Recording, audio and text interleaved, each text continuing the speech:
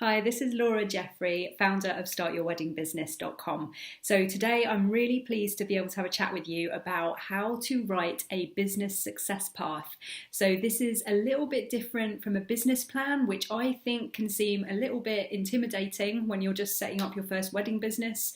It's like you don't necessarily want to be writing this great big formal business plan. A good idea to feel a bit more motivated and inspired in the early days is to write a success path. So this is all about seeing where you want to be in the future and figuring out where you are now and how to get between the two, with a clear map for how to get there that's just for you. So without further ado, let's have a look at how you can do that. So the best way about writing up a success path for me is to ask yourself a series of questions which you can have a good think about, and once you've come up with the answers, you'll really start to see a clear route for where you want to go and how you're going to get there. So the first question that I would be asking is your major overall goal. What do you want to do with your business? What do you want it to be? What's the big end plan? Do you want it to be some multi-million pound or multi-million dollar turning over company? Do you want to employ lots of staff, or are you not interested in that? Do you want to keep it just you? Do you want it to be a one-man band? Do you want your earnings to be enough to kind of tide you through, but you don't necessarily need that much more than that? So that's kind of the financial side of things. How many weddings do you want to work on a year? Do you want this to be a really big, really busy company, or do you want it to be a kind of like a smaller thing which you can just fit in with perhaps another job? Have a think about the big vision of what you want your business to be. So this is kind of like your driving force, what you're really after. So the second thing that I'd be looking at in the business success path would be thinking about where you want to be 1 year from now. So that's not actually that far away. So try not to kind of overcommit yourself in terms of wanting too much from yourself within your first year of business, because there are a hell of a lot of learning curves to go through. You're probably having to do a lot of stuff yourself, because as a startup, there aren't unlimited funds for most of us. So, you have to wear a lot of different hats. So set yourself a realistic task for where you want to be 1 year from now, and then think realistically back from there. How are you going to get there? How are you going to get to that point 1 year from now?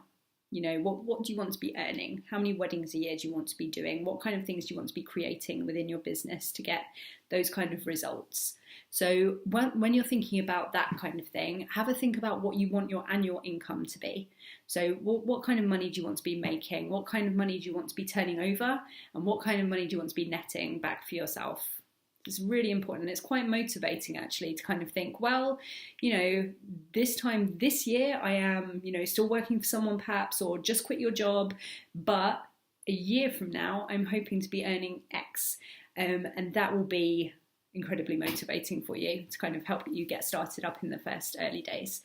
So break that down though. Have a think about how you're going to get that money, how many weddings you need to book, how hard are you going to have to work to reach that monetary goal. So break it down. It might be that you need to aim to do 10 weddings to get that kind of monetary goal, or 20 or 30, whatever it is. Break it down.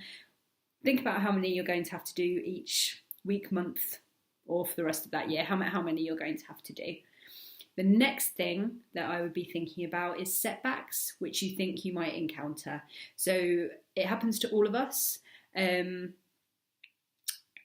That sometimes it might be a monetary thing, it might be a health thing. So we need to be kind of thinking about what might hold us back in our businesses, and think how you're going to overcome those challenges as and when they might arise. The final thing I'd be thinking about is what kind of support that you might be needing.